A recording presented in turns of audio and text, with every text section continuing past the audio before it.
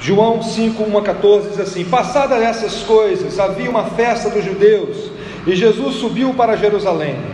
Ora, existe ali, junto à porta das ovelhas, um tanque, chamado em hebraico Betesda, o qual tem 5 pavilhões. Nestes jazia uma multidão de enfermos, cegos, coxos, paralíticos, esperando que se movesse a água, porquanto um anjo descia em certo tempo e agitando-a. E o primeiro que entrava no tanque, uma vez agitada a água, sarava de qualquer doença que tivesse. Estava ali um homem enfermo, havia 38 anos. Jesus, vendo-o deitado e sabendo que estava assim há muito tempo, perguntou-lhe: queres ser curado? Respondeu-lhe o enfermo: Senhor, não tenho ninguém que me ponha no tanque quando a água é agitada, pois se enquanto eu vou, desce o outro antes de mim. Então lhe disse Jesus: levanta-te, toma o teu leito e anda. E imediatamente o homem se viu curado e, tomando o leito, pôs-se a andar. E aquele era dia de sábado. Por isso disseram os judeus aos que fora curado: hoje é sábado, e não te é lícito carregar o leito. Ao que ele lhes respondeu: o mesmo que me curou me disse: toma o teu leito e anda. Perguntaram-lhes eles: quem é este homem que te disse: toma o teu leito e anda? Mas o que fora curado não sabia quem era, porque Jesus se havia retirado por haver muita gente naquele lugar. Mais tarde Jesus o encontrou no templo e lhe disse: olha que estás curado, não peques mais, para que não te suceda coisa pior. Vamos orar? Ó Deus, nós te imploramos de todo o nosso coração nessa hora, pela ação sobrenatural do Senhor em nossas vidas.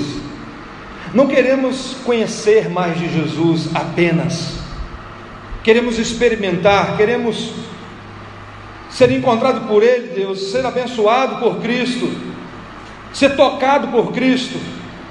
E nós te imploramos no nome de Jesus nessa noite, que o Senhor fale ao nosso coração, que o Senhor abençoe as nossas vidas, abençoe cada pessoa que está aqui nessa noite para cultuar o Teu nome, para ouvir a Tua palavra. Ó Deus, não queremos sair daqui do mesmo jeito que entramos, mas se o Senhor agir no nosso coração, nós vamos sair daqui de maneira diferente. E nós queremos experimentar mais do Senhor, queremos ser tocados pelo Teu Filho, e te pedimos no nome de Jesus Cristo, do nosso Salvador, aquele que foi no tanque de Betesda para curar este homem. Estamos aqui, Deus, precisamos do Senhor. Age no nosso coração, no nome de Jesus, amém. Meus irmãos, nós estamos retornando daquela série de mensagens intitulada Encontros com Cristo. E esse encontro de hoje, ele é muito interessante. Ele foi registrado apenas no Evangelho de João. Mas algo que me chama a atenção nesse encontro de Jesus com esse paralítico é que não foi o paralítico que buscou Jesus, não foi o paralítico que tomou a iniciativa, foi Jesus que foi atrás desse homem. Diferente daquele cego que gritava: Jesus Cristo, filho de Davi, tenha misericórdia de mim, ou daquela mulher que tinha uma hemorragia, que foi atrás de Jesus e tocou nas suas vestes. Não, foi Cristo que foi atrás desse homem. E isso me chama muita atenção, porque foi Cristo que buscou esse homem. O texto fala de uma festa. Nós não sabemos que festa era essa. Havia algumas festas em Israel: tabernáculos, Páscoa, Pentecostes, e todo israelita deveria participar das festas. Jesus era um judeu, Jesus então foi participar daquela festa, e na agenda de Cristo estava passar pelo tanque de Betesda. Betesda significa casa de misericórdia. Aquele local, irmãos, não era um hospital. Aquele local era um depósito de pessoas doentes, um depósito de pessoas enfermas, pessoas abandonadas, cegos, coxos, paralíticos, pessoas desenganadas pela medicina da época eram colocadas naquele local, ficavam numa espécie de depósito, esquecidas. E o texto diz que eram muitas pessoas, e ficavam ali com uma esperança, uma crença. E eu fico imaginando que essa crença, a Bíblia não diz se era verdade ou não, de que um anjo descia e mexia, movia a água, e a primeira pessoa que entrasse na água seria curado. Todos os comentários que eu li, nenhum deles falaram assim, é verdade que isso acontecia. Não, era uma crença popular, quem sabe uma crença até criada por alguém que queria colocar o doente para fora do seu cuidado, alimentar a esperança de alguém, você fique aqui, porque vai descer o anjo, vai mexer a água, e o primeiro que entrar, consegue a cura. Quem sabe alguém inventou isso para colocar lá os doentes abandonados.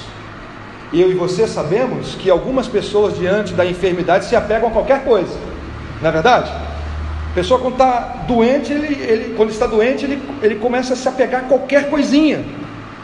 E aí começa aquelas receitas, né? Eu ouvi falar que isso é bom, hein? Se você tomar um chá disso ou chá de outra coisa, funciona. E tem chá que funciona mesmo, a verdade é essa. Mas é por isso que às vezes tem muitos falsos profetas nos nossos dias, com muitos seguidores, porque as pessoas se apegam. As pessoas se apegam. Dá aquele último tiro, não tem nada a perder, eu vou fazer, quem sabe dá certo. E eles viviam lá, irmãos, naquele local chamado Tanque de Betesda, abandonados. O texto não fala quando que esse anjo vinha, se acontecia mesmo ou não, mas a crença era, olha, quem conseguir entrar naquela água quando o anjo mexer, esse experimenta a cura. E entre a multidão daqueles enfermos havia um homem que estava enfermo há 38 anos. 38 anos enfermo. Dá a entender que essa enfermidade não era de nascença, porque fala do tempo da enfermidade. A enfermidade, 38 anos enfermos. Então parece que ele não nasceu assim. E o texto vai mostrar isso. E Jesus vai a esse local, um local que talvez eu e você não escolheria para ir. Pessoas enfermas, quem sabe ali um mau cheiro, pessoas que talvez há muito tempo já não estão tomando banho, porque ficavam abandonadas, jogadas como lixo, sujas. Quem sabe ali algumas pessoas com feridas abertas. Não era um local agradável de ir. Não era como aquele hospital do câncer em Muriaé, que parece até um hospital particular. Eu acho que ele também é particular, mas todo limpinho, cheirinho, não tem cheiro de hospital. Um local assim que os enfermos ficavam ali jogados. E Jesus caminha entre aqueles enfermos e vai ao encontro de uma pessoa. Jesus coloca os olhos naquele paralítico. Não foi ele que olhou e viu Jesus vindo na sua direção, não, foi Jesus que foi atrás dele.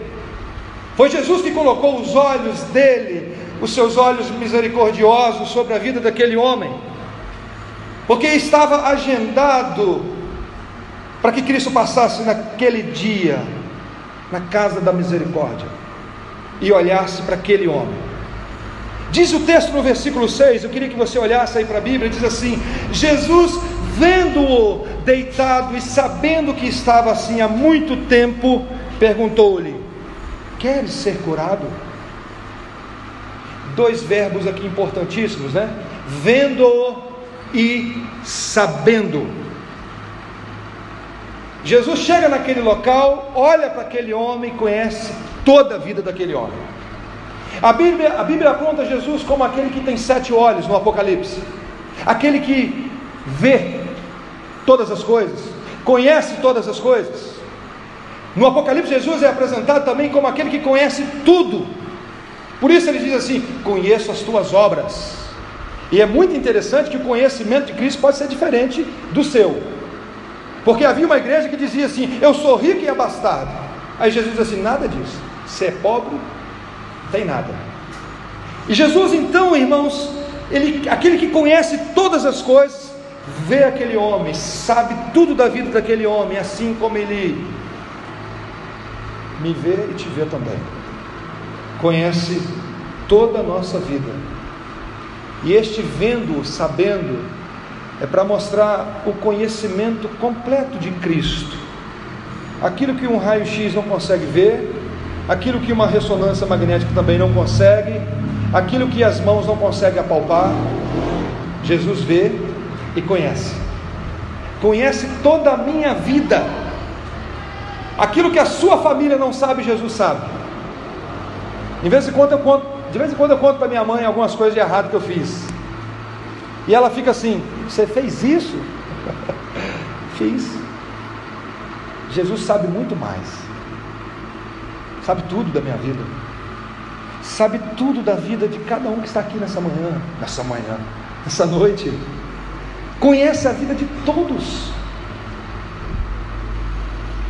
E Jesus, que tem esse conhecimento de toda a nossa vida, sabe até o que nós pensamos, as motivações do nosso coração. E Jesus pergunta para esse homem: queres ser curado? Uma pergunta assim que parece não ter lógica. Perguntar para um enfermo se ele quer ser curado, parece assim: ô Jesus, só tem certeza que é essa a pergunta mesmo? Só quer perguntar se ele quer ser curado? Parece que Jesus está chovendo do molhado. Por que Jesus faz essa pergunta, irmãos? Por que Jesus pergunta para alguém que está num local que tem uma esperança de que um anjo mexe na água, e se ele conseguir entrar nessa água ele é curado? Jesus pergunta: você quer ser curado? Essa pergunta ela é muito mais profunda do que nós podemos imaginar. Quando a gente começa a estudar o texto, nós vamos perceber que existem pessoas que acostumaram, que gostam de ficar doentes. Tem pessoas que não querem ser curadas. Porque quando ele está doente, as pessoas ficam com pena. Tadinho. Faz até um suquinho de abacaxi para ele, né? A mãe trata melhor quando ele fica doente, a esposa trata melhor quando ele fica doente. Aí ele não quer curar, ele quer ficar quietinho ali. Em muitos casos não precisa nem trabalhar. Estou doente. Existem pessoas, irmãos, que acostumaram com a doença. Tá bom, é assim mesmo. Mas também podemos perceber que essa pergunta é porque às vezes nós perdemos a esperança de experimentar uma cura. Eu desisto, não quero mais, não tem jeito, esse meu problema não tem solução. Podemos também, como aquele paralítico, ser tomado por um profundo senso de abandono. Ele foi abandonado, dizendo: ninguém se importa comigo. Quem é que vai me colocar lá? Quem é que vai ter misericórdia de mim e me colocar dentro do tanque quando o anjo mexer? Quando eu tento, alguém já conseguiu, porque eu tenho que me arrastar. A Bíblia não fala da família desse camarada, a Bíblia não fala dos amigos dele. Tinha um outro paralítico que 4 homens pegaram aquele homem, subiram o telhado, abriram o telhado e colocaram diante de Cristo, e Cristo curou aquela pessoa, e não somente disse para ele: perdoados estão os teus pecados. Mas algo que me chama a atenção nesse texto é que Jesus fala que o problema desse camarada, a doença desse camarada tinha uma causa, e a causa era pecado. Olha aí o versículo 14. Olha o versículo 14 comigo.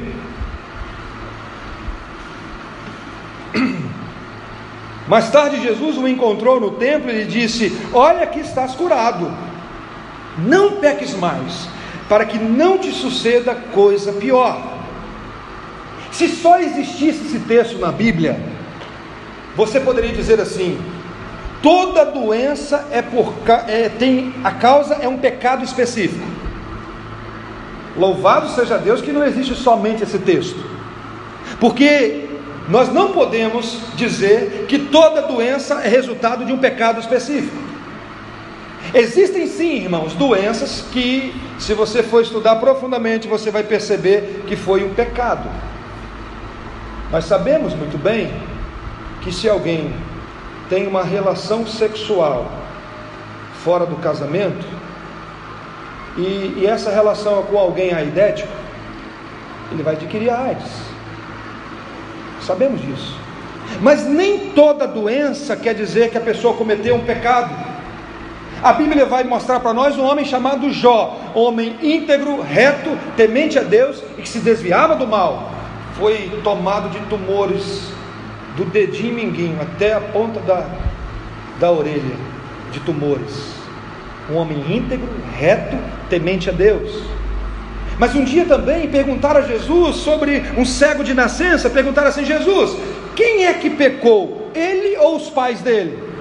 Jesus disse: nem ele, nem os pais dele. Essa doença é para a glória de Deus, para que possa manifestar a glória do Senhor. Então nem toda doença, irmãos, é pecado, mas nesse caso aqui, o Jesus que conhece a raiz dos nossos problemas diz: olha, pecado. Porque Jesus, ele não trata do sintoma, né? Nós às vezes tomamos remédio por causa dos sintomas. Jesus, ele vai e coloca o dedo lá na raiz. Os irmãos sabem que eu estou com um probleminha de estômago, e parece que é úlcera. Não adianta ficar só tomando omeprazol, né? Ou se não tomando só tem que tomar um remédio próprio para isso, para tratar desse problema. Uma irmã nossa chamada Helenivação, ela conta o caso de uma moça chamada Doralice. A Doralice tentou o suicídio, tomando ácido. O médico fez de tudo para salvar Doralice, gastou tempo, e pela misericórdia de Deus ele conseguiu. Doralice sobreviveu. Doralice continuou a sua caminhada. Esse médico ficou famoso por conseguir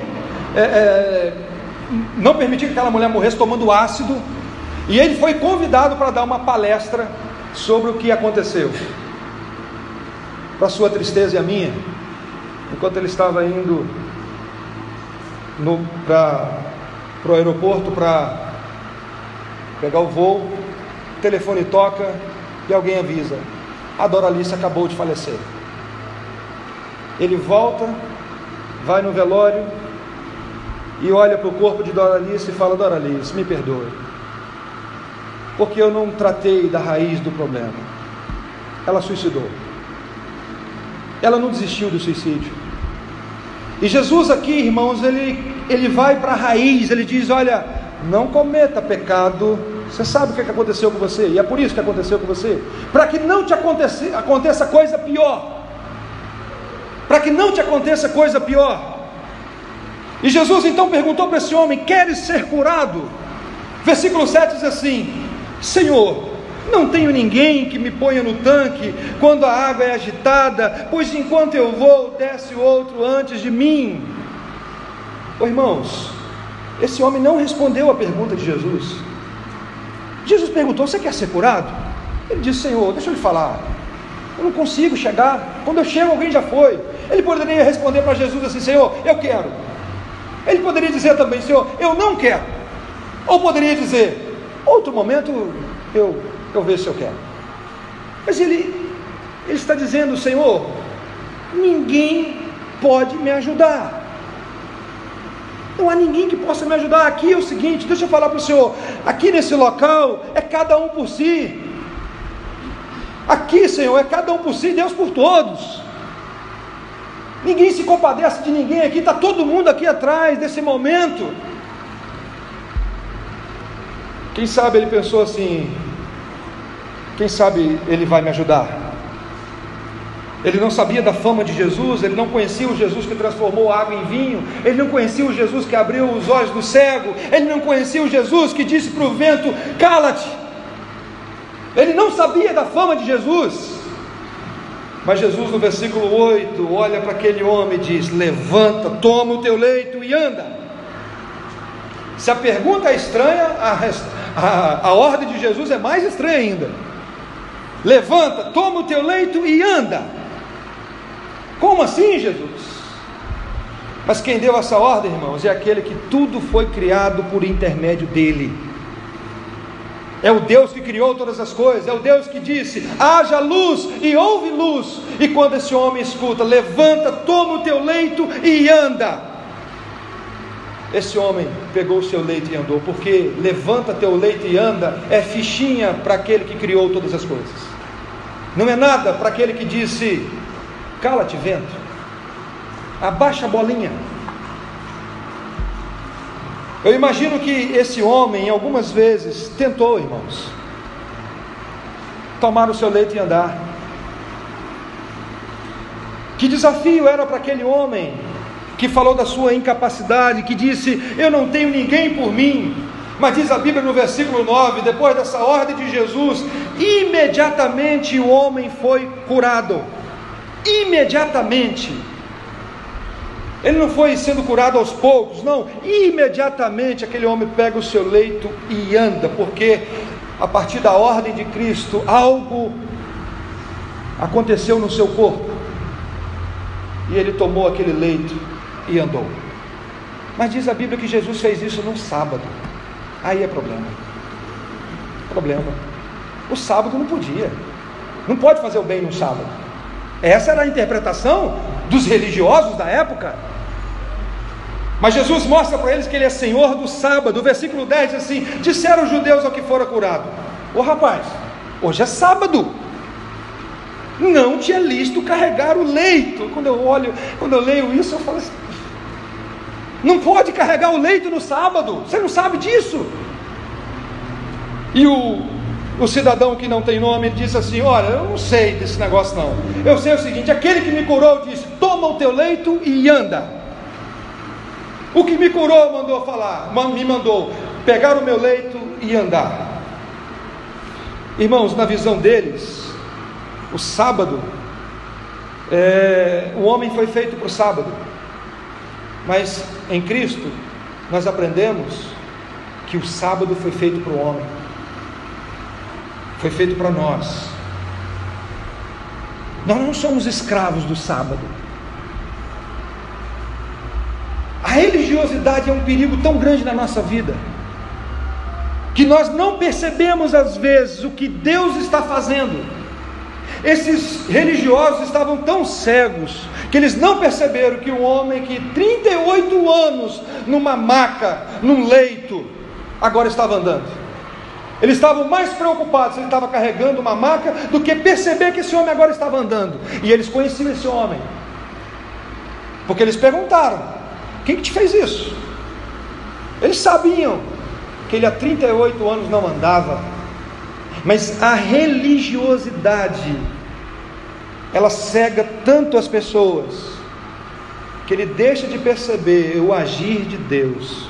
Oh irmãos, como a religiosidade é perigosa na nossa vida. Como? Jesus foi criticado várias vezes porque usou de misericórdia no sábado. Quantas vezes Jesus foi criticado porque ele fazia coisas boas no sábado? E aí Jesus diz para esses homens um dia: vocês precisam aprender o que significa misericórdia quero e não sacrifício. Vocês estão muito preocupados com coisa que não é, com as coisas que não são prioridades. Jesus em outro momento pergunta: qual de vocês que, se uma ovelha cair no sábado, você não vai lá pegar aquela ovelha e cuidar dela? Será que um homem não vale mais do que uma ovelha? Qual que é mais importante? Esse homem pegou o seu leito e andou. Esse homem experimentou do poder de Deus na sua vida, um encontro especial. A Bíblia não diz se esse homem se converteu ou não, não é claro isso. Mas aquele encontro mudou a vida desse cidadão. 38 anos preso a uma enfermidade, agora podendo carregar o seu leito. Eu quero concluir com algumas aplicações para nós nessa noite. A primeira é que nós temos muitas doenças que precisam de um toque de Jesus. Muitas. De uma palavra de Cristo. Algo que você não encontra remédio na farmácia. Não adianta você ligar e pedir: entrega aqui na minha casa um remedinho para algumas coisas, que é só Jesus que pode resolver. Não existe quimioterapia para algumas coisas na nossa vida, irmãos. Não existe cirurgia. O que nós precisamos é do toque de Jesus. E Ele conhece a minha vida e a sua, e sabe qual é a nossa necessidade. Nós já vimos que Ele não somente olha, mas Ele conhece, Ele sabe das nossas necessidades, seja ela física, porque eu creio que Jesus continua curando hoje, eu creio nisso, e oro por cura, peço a Deus que continue curando, e se você quiser no final do culto me chamar para orar por uma cura, eu oro com você, não tem problema nenhum com isso. Mas quem sabe também você precisa vencer alguma coisa na sua vida, algo que sempre tem atrapalhado a sua caminhada cristã. Jesus sabia o tempo de enfermidade daquele homem, Jesus conhecia a causa do sofrimento daquele homem, da mesma maneira que Ele conhece a nossa dor, conhece a dor do abandono, conhece os sonhos frustrados, sabe há quanto tempo você está sofrendo, e Ele me pergunta e te pergunta também: queres ser curado? Queres experimentar hoje a cura para esse problema? Quem sabe pedir a Jesus: tenha misericórdia de mim, Senhor, tenha misericórdia da minha vida, eu preciso. E quando nós olhamos para a Bíblia como um todo, o apóstolo Paulo pediu que Deus tirasse dele o espinho da carne. Ele não tirou, mas deu graça para continuar a sua caminhada, porque em alguns momentos Ele não faz do jeito que a gente queria, mas Ele te dá poder, graça para continuar caminhando. Por isso nós podemos adorar a Deus. Se Deus fizer, Ele é Deus, se não fizer, Ele continua sendo Deus, é o mesmo. Mas também, irmãos, eu preciso falar algo aqui. Existe algo pior do que a doença, pior do que um câncer. Existe. E esse algo que é pior do que uma doença, que é pior do que um câncer, se chama pecado.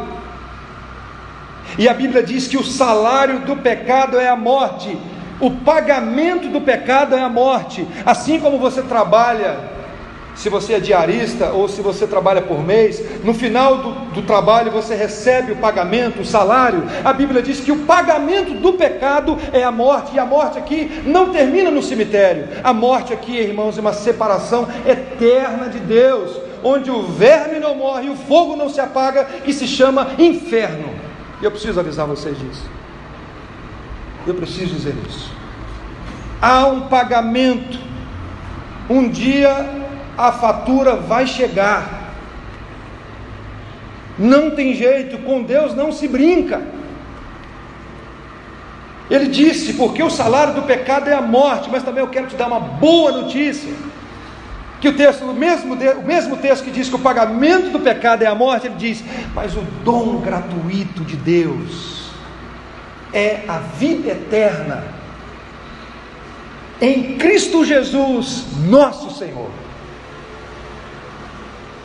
Há também um dom gratuito, e esse dom gratuito é a vida eterna. Mas essa vida eterna está em Cristo, no Cordeiro de Deus que tira o pecado do mundo. É o único que pode libertar o homem da escravidão do pecado e das garras de Satanás. Mas sabe, irmãos, a pior doença é quando você acha que não está doente. A pior doença é quando você fala assim: não estou doente nada. E isso eu aprendo com Cristo, quando Jesus disse assim: os sãos não precisam de médico. Eu não vim chamar justos, mas pecadores. Se a sua saúde está boa, você vai fazer o que no médico? Tem gente que até gosta do médico, né? Bater um papo, quem sabe. Mas Jesus está dizendo aqui: olha, eu não vim chamar justos. O problema é que não existe um justo sequer. Todos pecaram, e Jesus veio para pecadores. Quem são esses pecadores? São aqueles que reconhecem que precisam de um Salvador, de um Redentor, de alguém que se coloque diante de Deus e diz: Deus, eu perdoei todos aqueles pecados, todos os pecados dessa pessoa. E se você se arrepender e crer em Jesus Cristo, a Bíblia diz que ainda que morra, viverá, que é uma vida eterna, um gozo eterno na presença de Deus. Mas eu tenho mais uma aplicação também para nós nessa noite. Este homem não demonstrou fé. Este homem nem sabia quem era Jesus, irmãos. E é interessante que na Bíblia, algumas pessoas tomaram iniciativa, procuraram Jesus, outras não, e Jesus operou na vida dessas pessoas. E Jesus não curou esse homem porque ele pensou assim, lá na frente ele vai ter fé. Não, não é isso. Jesus foi naquele tanque específico atrás daquele homem e cura aquele homem. Curou um homem sem fé, curou um homem no sábado. Para que ele fez isso tudo? Para mostrar que ele é Deus, que ele é soberano, que ele pode todas as coisas, que ele é livre.